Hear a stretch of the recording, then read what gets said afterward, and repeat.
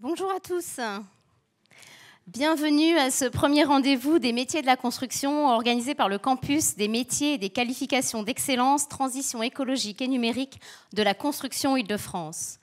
Nous sommes heureux de vous accueillir à cet événement qui va nous permettre d'échanger sur les métiers de la construction en Île-de-France et leur évolution.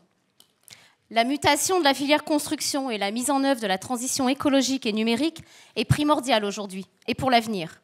La sensibilisation, la formation, ainsi que le développement des techniques et outils innovants sur ces deux thématiques doivent être intégrés par l'ensemble des acteurs de la filière.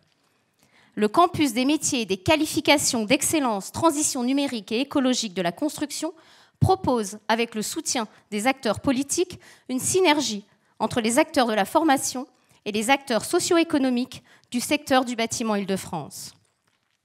Pour ouvrir cet événement, je vais tout d'abord demander à Madame Nathalie Bolne-Sereni, vice-présidente en charge de l'enseignement supérieur et de la formation professionnelle pour le Conseil départemental de Seine-et-Marne, de me rejoindre sur scène.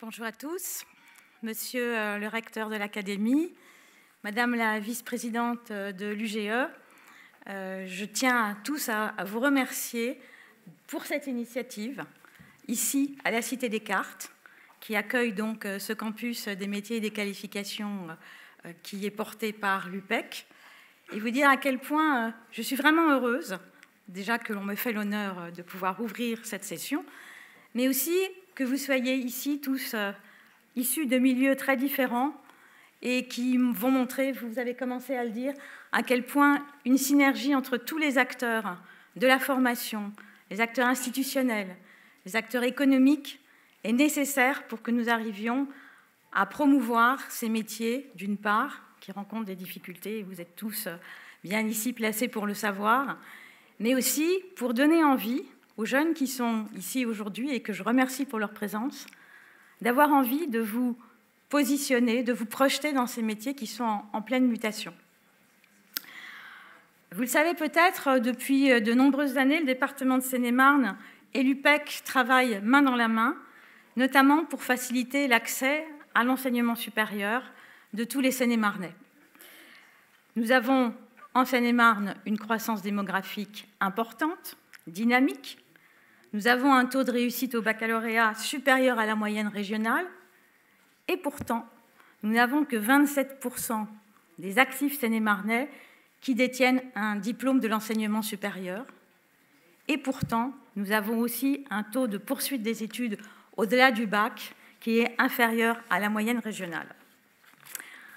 Alors le conseil départemental, dont ce n'est pas la compétence régalienne, a décidé d'accompagner tous les acteurs de la formation, tous les acteurs de l'enseignement supérieur, afin de définir et de mettre en œuvre une politique volontariste en matière d'enseignement supérieur et de formation, et le partenariat avec l'UPEC en est l'un des piliers.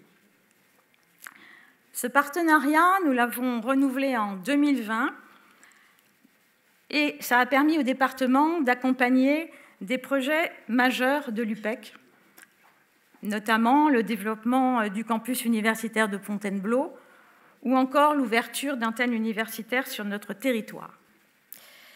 Et nous entendons poursuivre ce partenariat en faveur de l'engagement sur des formations supérieures en Seine-et-Marne, en promouvant les projets structurants portés par l'UPEC. Et avec le président Jean-François Parigi, qui m'a confié cette délégation à la formation professionnelle et à l'enseignement supérieur, nous souhaitons donner une impulsion supplémentaire à cette politique volontariste dans le sens d'une meilleure articulation entre formation et emploi, notamment au travers de l'apprentissage, et je pense que vous serez ici tous à partager cette nécessité.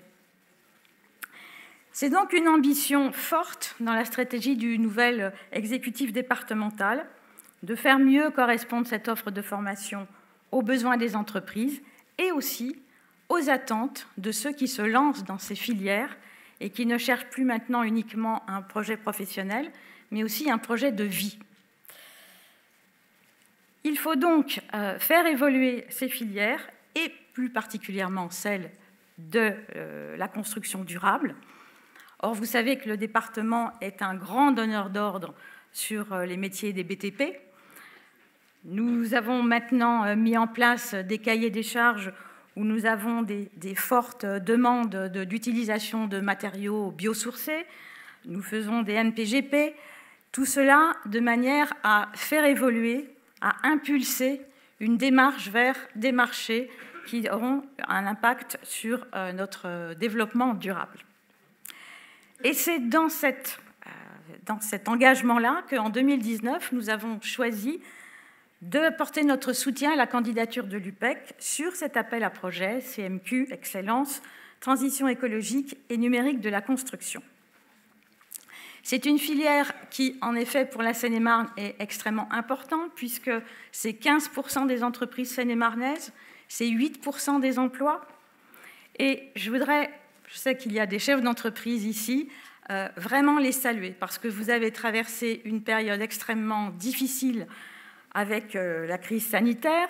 Vous êtes maintenant frappés par une hausse importante des prix des matériaux, par une inflation des prix, et aussi par un problème récurrent de recrutement.